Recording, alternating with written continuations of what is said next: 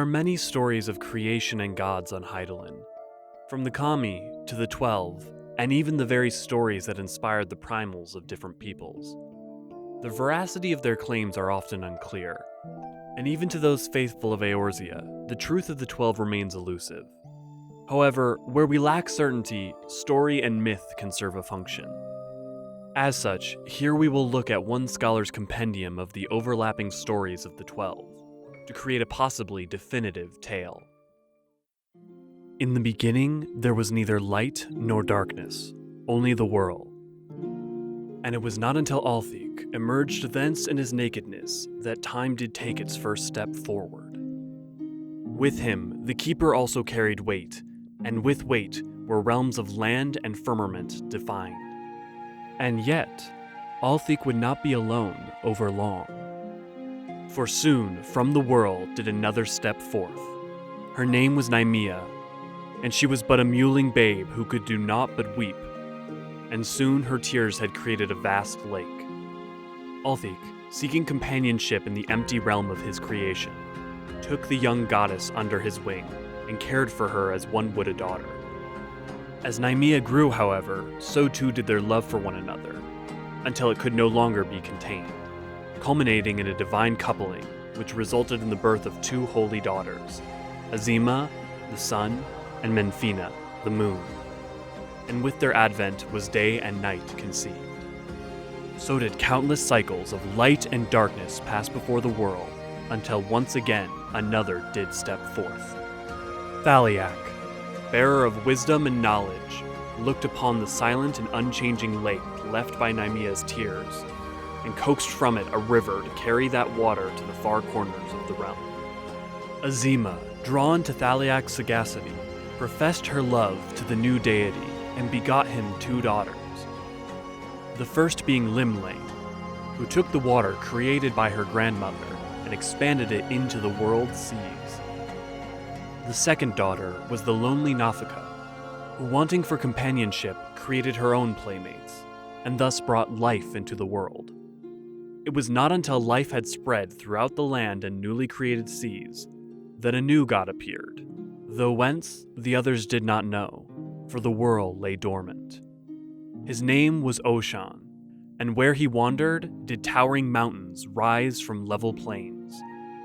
From the formation of these spires did cold wind flow from on high, down to the warm seas and back up again, carrying the life that was once reserved for the land and water into the skies.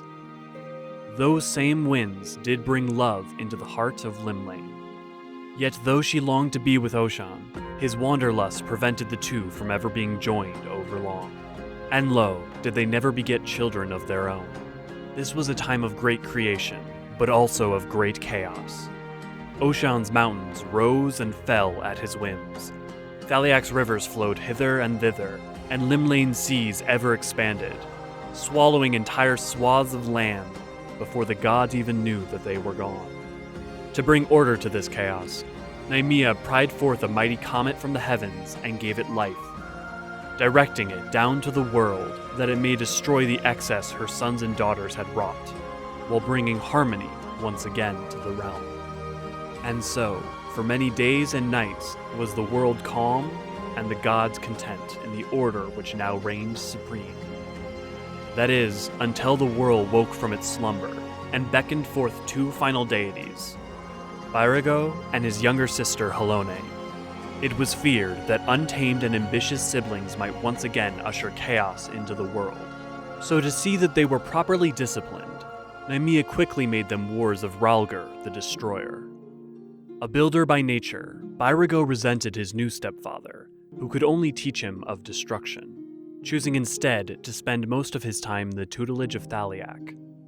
The scholar bestowed upon his eager student the knowledge he would use to forge the tools and techniques of creation. Though more open to her father's new teachings, Hydaelyn too grew restless, longing to test her strength. An opportunity arose when Oshan invited the young goddess on one of his journeys. It was during these travels that Hydaelyn's ambitions slowly transformed into a lust for battle. While on the road, she would challenge every creature she met, honing her skills and methodically devising new techniques for killing. When Nafka, Mother of Life, learned of Hydaelyn's wanton destruction of her creations, she was angered beyond words and swore revenge. But the Fury ignored the matron's challenge, widening the rift between the two. Eorzean, feeling responsible for the rift, devised a plan to calm Nafka. From within the mountains of his creation, Eorzean summoned a fount of magma, which spewed forth onto the land. Upon cooling, the magma took the form of the 12th and final god, the dual-aspected Althyk. With Althyk, Eorzean had provided a god to oversee the souls of those who met their death and provided them with peace in the afterlife. Satisfied that her creations would no longer wander the void aimlessly, Nafka agreed to a truce with Hydaelyn. And with the advent of the 12th and final god was the pantheon complete. But before they could call an end to their toil, they first required a realm in which they could reside and watch over their myriad of creations. To this end, they created the 7 heavens, and to there did they finally retreat, bequeathing the rule of Eorzea to mankind. And so it was, or at least this is how one version of the story goes. How much is based in fact and how much is based on myth, or even just miscommunication and misunderstanding of true events, is something we may never know. But in recent days, many have strived to uncover deep truths on the nature of ancient things, so perhaps one day what is fact and what is fiction may yet be elucidated.